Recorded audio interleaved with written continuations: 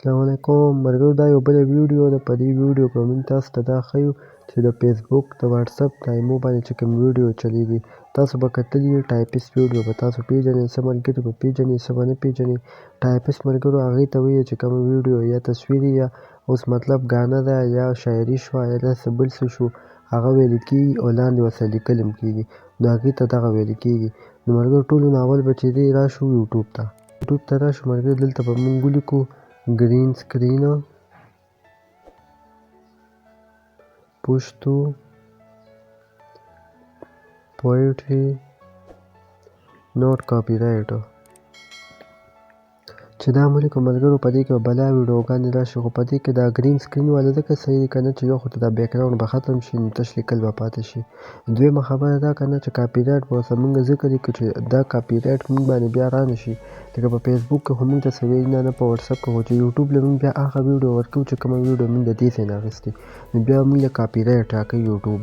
نو دې وجې چې دی موږ به لیکو دې سره چې ناټ کاپي رایټ. دا څونه دا په دا شی راغلي، په دې کې چې تاسو کومه پکار یې به ډاونلوډ کړئ. ډاونلوډ کېدو نه پس به یو بل اپلیکیشن ضرور دی چې هغې نوم دی انشوډر. دا به ډاونلوډ کړئ، دا ډېر ښه اپلیکیشن دی. دا زه په خپل هم چې څونه ایډیټنګ دی هر څه زه په دې باندې جوړوم. نو دلته به چې ټولو نه اول تصویر سلیکټ کړئ، که دا تاسو په ویډیو کوئ خو لکه زه په تصویر باندې کوم. نو ټولو نه اول به تاسو خپل تصویر سلیکټ کړئ. تصویر سلیکټ کېدو نه پس به چې دی دلته ولې بیا موږ فریم وګورو چې لکه دا اوس دې کې تاسو کتلی شئ به دا فریمونه دي یوټیوب دپاره، انسټاګرام دپاره یا داسې نور څه فیسبوک دپاره، دا ټیک ټاک دپاره. دا اوس دی ټیک ټاک دا چې کوم آپشن دی 9.16 دا ما سلیکټ کړو. سلیکټ کېدو نه پس به چې دی ملګرو دی زموږ معمولي غونته سایز سیوا کړو، د خپل تصویر له ډوریشن به له سیوا کړو، دونه ډوریشن به کړو چې څونه ما چې کومه ویډیو ډاونلوډ کړه د هغې چې څونه ډوریشن دی. ښه هغې نه پس به بیا دا پی آی پي چې کوم دی دا به سلیکټ کړو.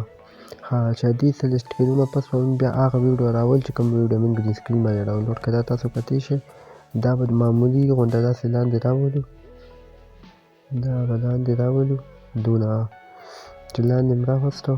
بیا به هغه تاسو خپل مطابق سایز برابر کړئ. دا اوس زه تاسو پوهېدو لپاره صرف تاسو ته ښیم.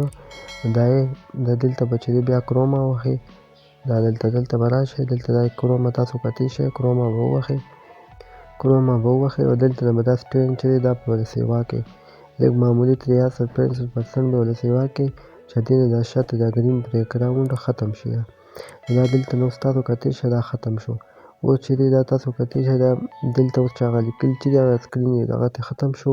نو دغه طریقې ده ملګرو، دغه شان به تاسو خپله ویډیو رالئ او دغه شان په طریقه به ورسره کوئ. هغې نه پس چې بیا هر څه راشي وشي بیا به سیو ووهئ. سیو کې بیا دا تاسو کتلی شئ چې ریزولوشن دی، فریم ریټ دا هم تاسو د خپل د حسابه سمولی شئ. بیا به سیو ووهئ، بس دا به ډایرکټ ستاسو ګیلري ته لاړ شي، دا به سیو شي. هغې نه پس به بیا چې دا ویډیو تیاره شي تاسو فیسبوک نه هم ورکولی شئ، یوټیوب نه هم ورکولی شئ، هر څه یې ورکولی شئ. نو دغه د ټایپیسټ طریقه ده، اسانه طریقې ده. دا چې دی تاسو بیا کولی شئ. انشاءالله بلې ویډیو به که خیر بیا په انشوټ باندې کوو چې په انشوټ باندې به موږ څنګه ویډیو ایډیټ کوو. دا ویډیو که ملګرو ستاسو خوښه شوې نو چینل سبسکرایب کړئ، لایک کړئ، شیر کړئ. تر ښه وخته پورې موږ له اجازت راکړئ. بلې ویډیو کې به انشاءالله بیا ملاقات کوو.